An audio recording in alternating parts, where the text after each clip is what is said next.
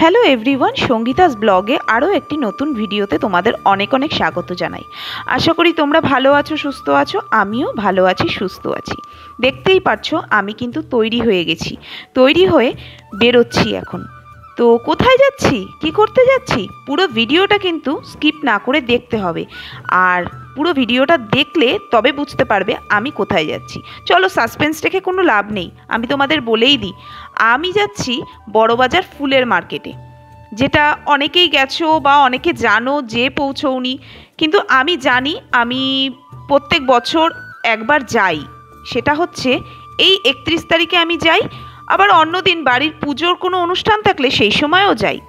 তো কাল যেমন বছরের একটা নতুন দিন, 1 জানুয়ারি, তো আগাম সবাইকে হ্যাপি নিউ ইয়ার জানাই। আর কালকে আর একটা স্পেশাল দিন, সেটা হচ্ছে কাল কল্পতরু উৎসব। এই কালকের দিনটিতে 1886 সালে 1 জানুয়ারিতে শ্রী শ্রী রামকৃষ্ণ পরমহংসদেব কল্পতরু হয়েছিলেন। 1886 সালে 1 জানুয়ারি ছিল শুক্রবার, আর 2024 সালের দিনটি সোমবার। আপনারা কি জানেন যে কল্পতরু নামটি কোথা থেকে এসেছে? তাহলে আমি জানাই। ঠাকুরের ভক্ত শ্রী রামচন্দ্র দত্ত এই দিনটিকে কল্পতরু দিবস হিসেবে নাম দিয়েছিলেন। এই দিনটি পরবর্তীকালে কল্পতরু উৎসব হিসেবে পালিত হয়। এই কল্পতরু উৎসবটি পৃথিবীর বিভিন্ন জায়গায় পালিত হয়, তবে ঠাকুর কল্পতরু হয়েছিলেন কাশীপুর উদ্যানবাটিতে। এখানে মহা সমারোহে এই দিনটি পালন করা হয়। কল্পতরু উৎসবে কাশীপুর উদ্যানবাটিতে লাখো লাখো মানুষের সমাগম হয়। সবাই তাদের মনের ইচ্ছা পূরণের জন্য ঠাকুরের কাছে যায়। কিন্তু কল্পতরুর মানে অর্থ, ধন, সম্পত্তির প্রাপ্তি কিন্তু নয়। কল্পতরুর মানে মনের অন্তরের আত্মার উন্মেষ ঘটানো। ঠাকুর যখন কল্পতরু হয়েছিলেন, তখন যে শিষ্যরা তাকে স্পর্শ করেছিলেন তাদের প্রত্যেকের অন্তরের আত্মার উন্মেষ ঘটেছিল। ঠাকুরের কথা বলতে বলতে কিন্তু ফুলের মার্কেটে চলে এলাম। তো ফুলের মার্কেটে ঢুকেই কিন্তু আমার মনটা যেন একেবারে পাগলের মতন হয়ে গেল, কোনটা ছেড়ে কোনটা নিব।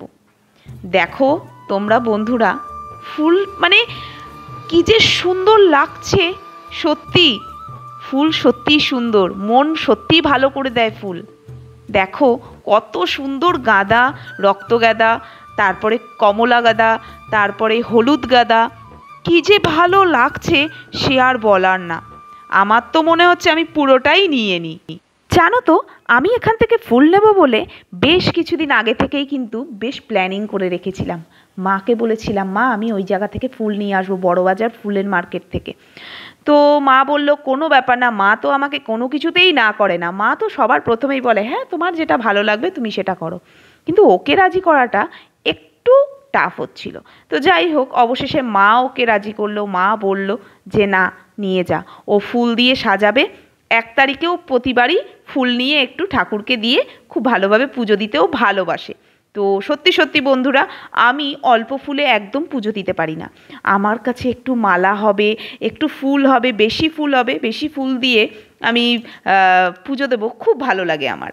তাই জন্য দেখো আমি কিন্তু নিয়েছি, কত যে রজনীগন্ধা নিয়েছি তার কোনো ঠিক নেই। তো এখানে কিন্তু যে আমার বড় মালাগুলো তোমরা দেখতে পাচ্ছ, সেটা কিন্তু 8 টাকা করে পিস নিয়েছে, এবং আমি এটা 20 পিস নিয়েছি, মানে 2টো বান্ডিল নিয়েছি। একটা বান্ডিলে 10টা করে থাকে। আর পাতলা চটির মতন যেগুলো দেখছো তোমরা, সেটা কিন্তু 2 টাকা করে পিস পড়েছে, যেটা আমি 10টাই নিয়েছি। এর থেকে বেশি আমার আর লাগবে না। তো মনে হচ্ছে যেন আমি ওখানে নিয়ে না নিজেকে সামলাতে পারছি না, আমি এত খুশি হয়ে গেছি, এত ভারী হয়ে গেছে। ফাইনালি আমি কিন্তু চলে এসেছি বাড়িতে, ফুল টুল নিয়ে সব নেওয়া কমপ্লিট হয়ে গেছে। আমি না জাস্ট পাগল হয়ে গেছিলাম এই ফুলগুলো দেখে, সত্যি। তো তোমাদের কেমন লাগলো অবশ্যই কিন্তু কমেন্ট বক্সে কমেন্ট করে জানাবে। ওকে, তো তোমাদের ফুলগুলো আগে দেখিয়ে নিই কী কী ফুল এনেছি, ঠিক আছে? দেখো বন্ধুরা, এটা কিন্তু লুজ গাঁদা ফুল এনেছি, ঠিক আছে? লুজ গাঁদা, এটা কিন্তু ওয়েটে হয়েছে 500 গ্রাম হয়েছে 20 টাকা, যেটা আমাকে এই বাজারে কিন্তু দেবে না। আর এটা এটার কথা বলি, এটা না জাস্ট এই দোকান মানে এই চেনটার দোকানটা আমি জাস্ট জিজ্ঞাসা করতে গেছিলাম যে কত করে। তো উনি হাতে নিয়ে জাস্ট মানে ওনার মানে তৈরি করছিল না কি করছিল উনিই জানে। তো আমি যখন ওনার দামে পোষালো না চলে আসলাম, তখন বললাম ঠিক আছে আপনি এটাই নিয়ে যান, পয়সা দিতে হবে না। তখন আমি এই চেনটা কিন্তু নিয়ে এসেছি, উনি আমাকে বিনা পয়সাতেই দিয়েছে। ঠিক আছে, আর এটা যেটা দেখছেন এটা কিন্তু একটা গোড়ের মালা, যেটার দাম নিয়েছে 70 টাকা। ঠিক আছে, এটা কিন্তু আমি আমার শ্বশুর মশাইয়ের জন্য নিয়ে এসেছি।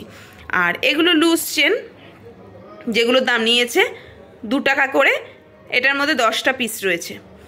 আর এটা যেটা দেখতে পাচ্ছেন এটা হচ্ছে 8 টাকা করে পিস নিয়েছে। এখানে 10টা রয়েছে, এখানে 10টা, মানে 2 বান্ডিল এনেছি আমি।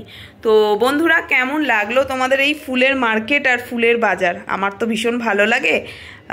তো তোমাদের কেমন লাগলো অবশ্যই কিন্তু কমেন্ট বক্সে কমেন্ট করে জানাবে। ঠিক আছে, তো আজকের ভিডিওটা আমি এই অবধিই রাখছি। তোমাদের যদি ভালো লেগে থাকে একটা লাইক করে দিও। ঠিক আছে, তো চলো আজকের ভিডিওটা এই অবধি, নেক্সট আবার কোনো ভিডিও নিয়ে চলে আসবো।